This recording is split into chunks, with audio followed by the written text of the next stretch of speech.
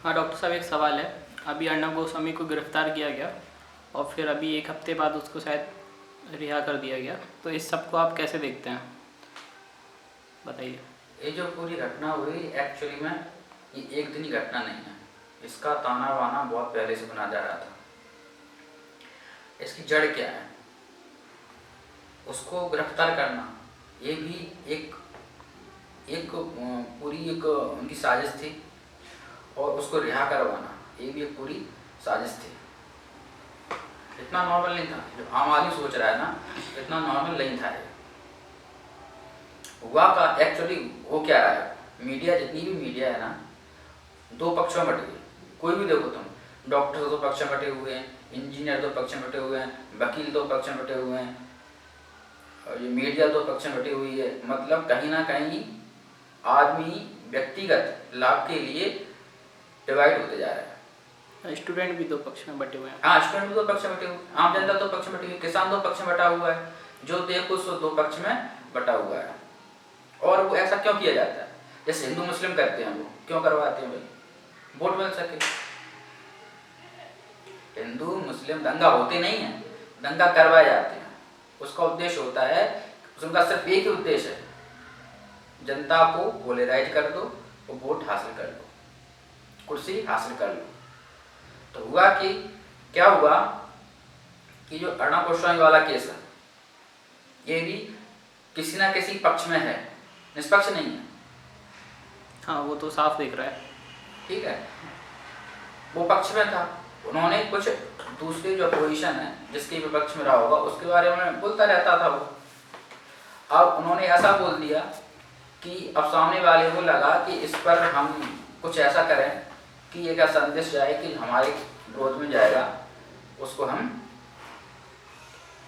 Punishment देंगे। तो उन्होंने क्या किया कि उसको कुछ पुराना केस था उसमें वो ओपन करवाया, रीओपन किया और उसको अरेस्ट कर लिया। अब तो सबसे बड़ी बात ये है कि उसको गिरफ्तार होने के बाद कितनी जल्दी गृह मंत्री, सोचो गृह मंत्री है स्मृति ईरानी देखो, और वो राजनाथ सिंह, बड़े बड़े नेताओं को ट्वीट आ जाते तुरंत, ये घटना इमरजेंसी जैसी हो गई। अमित शाह ने भी ट्वीट किया था। हाँ, अमित शाह ने भी ट्वीट किया था, गृह मंत्री है वो। तो जब इसके पहले घटना हुई, याद करो हाथरसी घटना, उसमें इन बड़े नेताओं ने एकदम चुप्पी साध के रखी थी। एक्चुअल में वो क्या रहा है, जो मीडिया है ना, वो एक तरीके से इनके प्रवक्ता बनते जा रहे हैं।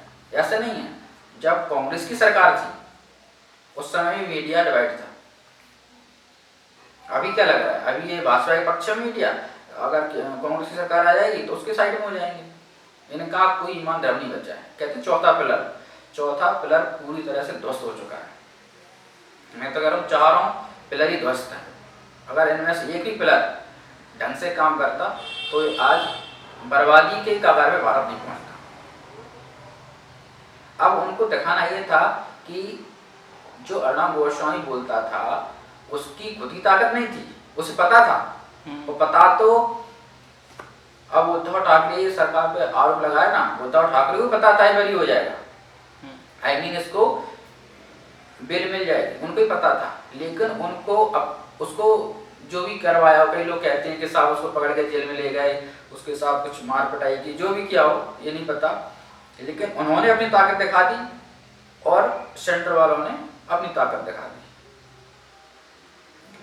अर्नब गोस्वामी जो बोलता था वो नहीं बोलता था, वो सिर्फ एक्टर था, स्क्रिप्ट लिखने वाले कोई और थे। सबसे बड़ी विडंबना वही होती जा रही है। अकेला आर पब्लिक चैनल नहीं है, और भी चैनल है भारत में, सभी लोग किसी न किसी तरीके से किसी न किसी के पक्ष में है। अब इससे आम आदमी, विडंबना क्या हो रहा है, आम आदमी पिस रहा है इसमें। अब मान लो कोई घटना है, दिल्ली में घटना है, मुंबई में है, कोलकाता में है या पार्लियामेंट में है, मुझे कैसे पता, मेरे तक कैसे पहुंचेगी बात? वो मीडिया के थ्रू। अब मीडिया जैसा बोलेगा वही तो मैं जानूंगा। तो इन राजनेताओं ने क्या किया है कि जो मीडिया है ना उसको ही हाईजैक कर लिया, और उनको वो बुलवाते हैं जो वो चाहते हैं। और वो क्यों बोलते हैं मीडिया वाले, उन्हें पैसे चाहिए।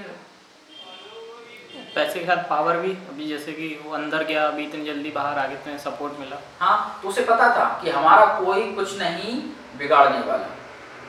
अगर मैं कुछ ही बोलूंगा, किसी के पक्ष में बोलूंगा, ऐसे शब्द बोलता है वो उद्धव ठाकरे, वो राउत, क्या है कोई शब्द है कोई? हाँ, ऐसा है, कोई एक जर्नलिस्ट का ऐसा सूट नहीं करता है। चौथे पिलर हो तो, चौथे पिलर हो ना, तो किसी के पक्ष में बोलना चाहिए ना किसी के विपक्ष में। जो सच है वो बोलना चाहिए, लेकिन सच नहीं बोला जा रहा है। वो सिर्फ किसी न किसी पार्टी, ऐसा नहीं है कि भाजपा के साथ ही है, कांग्रेस के साथ ही भी ऐसा है। कुछ चैनल भाजपा वालों ने खरीद के रखे हैं, कुछ चैनल कांग्रेस वालों ने खरीद के रखे हैं, और दूसरी जो पार्टियां उन्होंने भी कोई ना कोई चैनल हाईजैक करके रखा है, चाहे प्रिंटिंग मीडिया हो चाहे इलेक्ट्रॉनिक मीडिया हो। उस बात ये नहीं है, बात ये है कि आम आदमी का क्या हो रहा है, आम आदमी पिस रहा है, उसको मैनिपुलेट किया जा रहा है। हाँ, उनका ब्रेन वॉश किया जा रहा है। हो गया, ये क्या क्या मजाक चल रहा है, हो गया। कोई तो जिम्मेदारी लो भाई, जब तक जिम्मेदारी नहीं लेंगे, ये ढंग से काम नहीं करेंगे, देश कैसे विकास होगा? सिर्फ देश का जो विकास हो रहा है न्यूज चैनल में हो रहा है, अखबारों में हो रहा है, जमीन पर कोई नहीं हो रहा है। जो कांग्रेस की सरकार में हो रहा था वो भाजपा की सरकार में हो रहा है, सेम टू सेम है। उस समय बस इतना था, हल्ला नहीं होता था, अब हल्ला होता है। उसको पता था हम कुछ ही बोलेंगे, उल्टा सीधा कुछ भी करते रहेंगे, हमको बचाने वाले बैठे हुए हैं। अब देखना यहाँ पर, अब कोर्ट पर आते हैं। कोर्ट ने, जो हाई कोर्ट है, उसने जमानत नहीं दी और सुप्रीम कोर्ट ने दे दी। क्या मतलब क्या मजाक चल रहा है कि एक जज, हाई कोर्ट समझ रहा, हाई कोर्ट स्टेट का, सेशन कोर्ट में नहीं था, हाई कोर्ट था, वो कह रहा है हम जमानत नहीं देंगे, सुप्रीम कोर्ट कहता है हम जमानत देंगे, ये आपस में डिसाइड कर लो। सुप्रीम कोर्ट में जज पहुंचते कहां से हैं? हाई कोर्ट से। यहाँ पर भी मतलब कोर्ट में भी डिवाइडेशन, क्योंकि उन्हें प्रमोशन चाहिए होता है। तो यहाँ पे भी आपको लगता है कि ये पॉलिटिक्स है सुप्रीम कोर्ट में भी? बिल्कुल भाई, भतीजावाद चलता है वहाँ। जो कॉलेजियम सिस्टम है इसमें भी सुधार की आवश्यकता है। आईएएस डिवाइडेशन, आईपीएस डिवाइडेशन, जज में डिवाइडेशन, वकील में डिवाइडेशन, उन्होंने हर जगह अपनी पैठ बैठा के रखी हुई है। क्यों? अपना उल्लू सीधा करने के लिए। अगर मान लो उन्होंने सुप्रीम कोर्ट में उनकी जुगाड़ नहीं होती, आज वर्णा गोस्वामी छूट गया होता रूल एंड रेगुलेशन से। अगर यदि केस होता गिरफ्तारी का तो गिरफ्तार होता, यदि केस होता वेल का तो उसे वेल मिलती, और नहीं मिलने का होता तो नहीं मिलती। लेकिन इसका क्या मतलब? हाई कोर्ट कह रहा है नहीं देंगे, सुप्रीम कोर्ट कह रहा है हम देंगे। तो ऐसे इंसान को क्या मतलब ऐसे जर्नलिज्म में रहना चाहिए, क्या लगता है आपको? नहीं, मेरे हिसाब से मुझे लगता है कि इस पर मीडिया पर एक पॉलिसी बननी चाहिए इनको कंट्रोल करने के लिए। अभी के अनकंट्रोल, तो इस पर एक पॉलिसी बनना चाहिए, कंट्रोल होना चाहिए इनके ऊपर, नहीं तो ही चलता रहेगा, हम लोग पिसते रहेंगे।